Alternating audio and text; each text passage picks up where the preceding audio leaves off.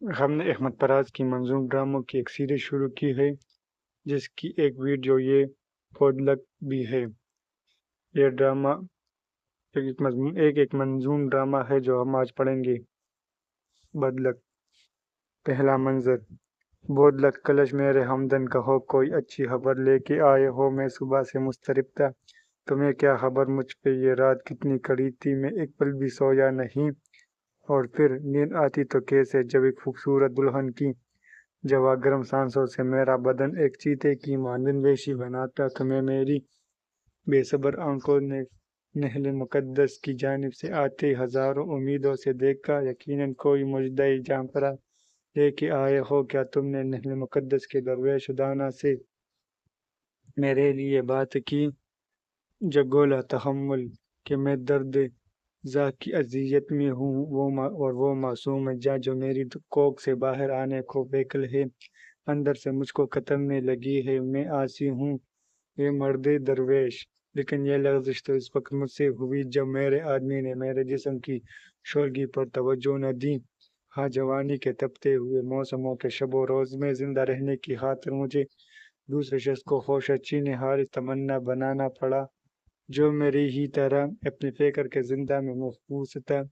حلش ہاں، میرے ہاتھ غیب میں ہو گیا تھا کہ جب پانیوں کے پہاڑ آج کے بدنما آسمانوں کی صورت ہمارے سروں پر کھڑے تھے تو میں بے مددگار اور بے بس مکینوں کے ہمراہ تھا، اور اپنے مکان ڈوبتے جا رہے تھے۔ ہزاروں مکان، انگنت لوگ اپنے کردانہ جو تعداد میں اس مقدس شجر کے حنا رنگ پتوں سے بھی تھے زیادہ، یہاں تک کہ اس تند و توفا کے آگے ہمارے بزرگوں کی روحیں بھی لاچار تھی اور مدت کو نہ آئی۔ چنانچہ ہزاروں کی تعداد میں ڈوبتوں کی صدائے پر آشوب موجیں بہا لے گئی، اور ہزاروں کی آہو بکا تہہ نشین ہو گئی، اور پھر اجنبی کشتیوں کا زبردست ملا بھی جس کے ورد زباں حرف اول رہا تھا، اچانک ہی چپ ہو گیا، لیکن اب تک میرے کان میں وہ صدا گونجتی ہے۔ پیر دانا کلش تم جیسے حرف اول سمجھتے رہے ہو کسی اجنبی روح کا نام ہوگا۔ کلش مقدس شجر کے مکین حرف اول کی تفسیر اس عقیدے کی روح سے انوکھی تھی۔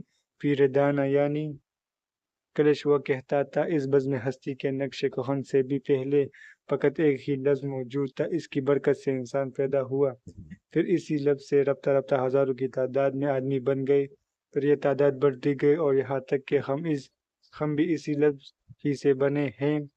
بزرگ اور دانا، مکین اور اعلیٰ سبھی، اور یہ لہروں پہ بہتے ہوئے جھونپڑوں کے مکھی بھی، جنہیں ہم رسن درگلوں کر کے قیدی بنا کے لیے جا رہے ہیں۔